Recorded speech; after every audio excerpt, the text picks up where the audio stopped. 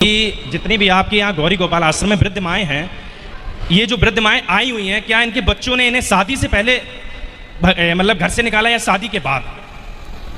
99% तो शादी के बाद, 1% शादी के। ऐसी भी एक माँ यहाँ पर है जिनके बच्चों की शादी नहीं हुई और निकाल दिया। तो गुरुजी, जैसे शादी के बाद जो मतलब हमारे निकाल देते हैं लोग माँ बाप को, तो हम इसमें दोष किसको दें सबसे ज़्यादा? अपने पुत्र को या फिर मतलब आने वाली जो बहू है, किसको दोष दे सकते हैं? बहू का दोष नहीं है।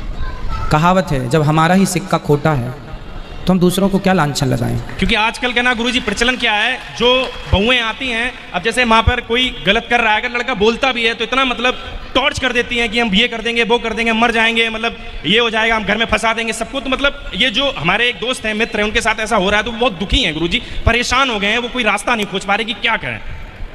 ऐसी पत्नियों को हमारे पास लाओ। अच्छा, सत्संग सुनाओ। देखो, अंधकार को मिटाना है तो आप क्या करेंगे? दीपक जलाएंगे, बस। कोई दूसरा ऑप्शन है? नहीं। जैसे अंधकार को मिटाने के लिए केवल दीपक ही ऑप्शन है, ऐसे अज्ञान को मिटाने के लिए केवल ज्ञान ही ऑप्शन है। सत्संग से वो नॉलेज मिल जाएगा।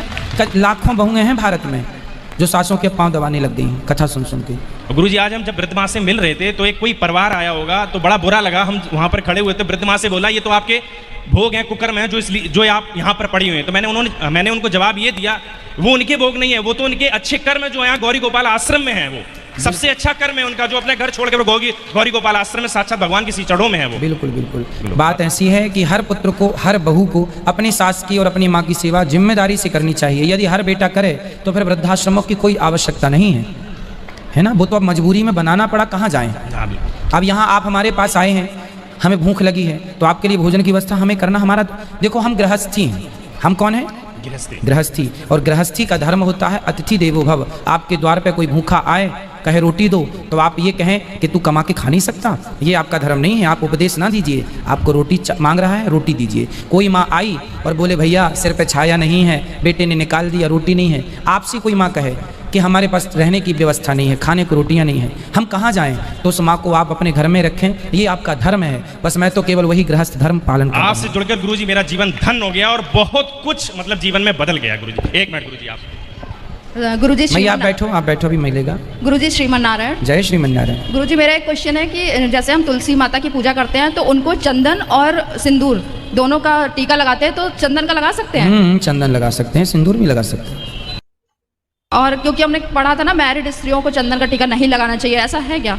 देखो, ये सब बातें कोई प्रमाणित नहीं है, कोई अपने से कुछ भी कह दे।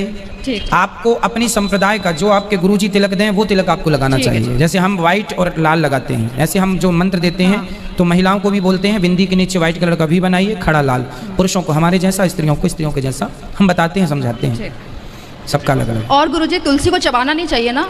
तुलसी हमारी माता है ना, इस भाव से उसे निगल लेना चाहिए, निगलना चाहिए। ठीक, थैंक यू गुरुजी, धन्यवाद। और आपसे ना मेरे को आशीर्वाद चाहिए कि जिस कार्य में हम लगे उसमें हम सफल हों, क्योंकि आप बिना आपके आशीर्वाद बाकी बिहारी का मेरा कोई काम होता नहीं है। कथा सुनते हैं आप? हाँ, सुनते हैं। भगवान आपको मुझे आशीर्वाद दीजिए कि हम जल्दी जल्दी और आए। खुश रहिए। भगवान आपको। श्रीमन नारायण। जय श्रीमन नारायण।